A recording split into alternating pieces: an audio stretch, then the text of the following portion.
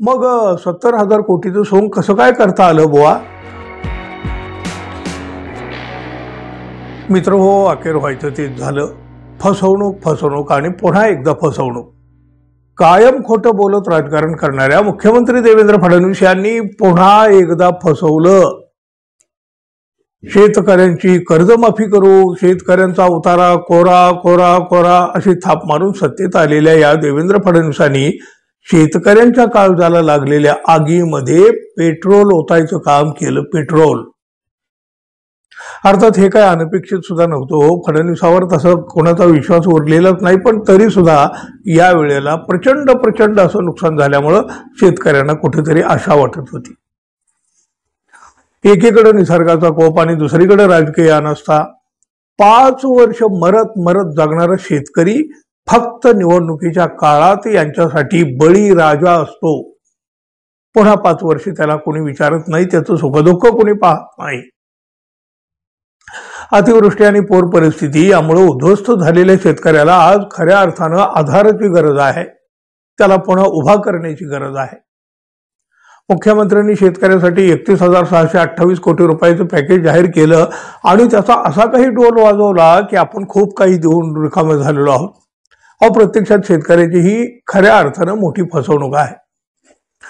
केवळ म्हणायला हे पॅकेज आहे, पण पिकाच्या नुकसानीची मदत सोडली तर सगळं काही NDRFच्या निकषाप्रमाणेच आहे. हे पॅकेज पुढे करून कर्जमाफीला पद्धतशीरपणे बगल दिली आहे. पीक विमा भरपाईवरून पुन्हा एकदा दिशाभूल केली आहे.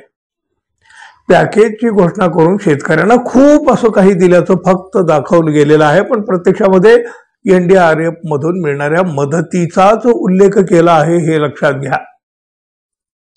त्यामुळं पीक नुकसान वगळता शेतकऱ्याच्या पदरामध्ये फारसं काहीही पडलेलं नाही. हेक्टरी 50,000च्या मदतीची मागणी होती, त्यालाही पद्धतशीरपणे बगल दिली. फक्त 2 ऐवजी 3 हेक्टर पर्यंत मर्यादा वाढवली. पशुधनाच्या मदतवाढीला सुद्धा अशाच पद्धतीनं बगल दिली. ही रक्कम दुप्पट करण्याची शेतकऱ्यांची मागणी होती. पण बघा, बळीराजा संकटात आलं की सरकार म्हणतं सगळी सोंग करता येतात, पण पैशाचं सोंग करता येत नाही. मग निवडणूक आल्यावरच पैशाचं सोंग कसं काय करता येतं हो?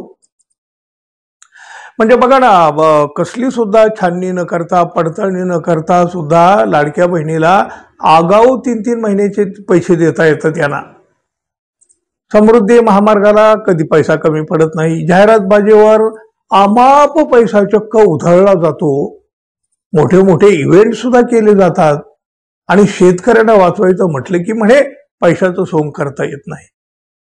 मग 70,000 कोटीचं सोंग कसं काय करता आलं बुवा? शब्दांचे खेळ करून शेतकऱ्यांची सुद्धा फसवणूक. मूळ मागण्यांना मात्र पद्धतशीर बगल आणि बगल. मोह में राम बगल में छुरी. पण ही छुरी कितीही लपून ठेवली असली तरी मित्रांनो, ती उघडी पडलीच. मित्रांनो, हे सरकार खरोखर शेतकऱ्यांचं सरकार आहे यावर तुमचा विश्वास आहे का हो? जरूर सांगा. धन्यवाद. पुन्हा भेटू. नमस्कार.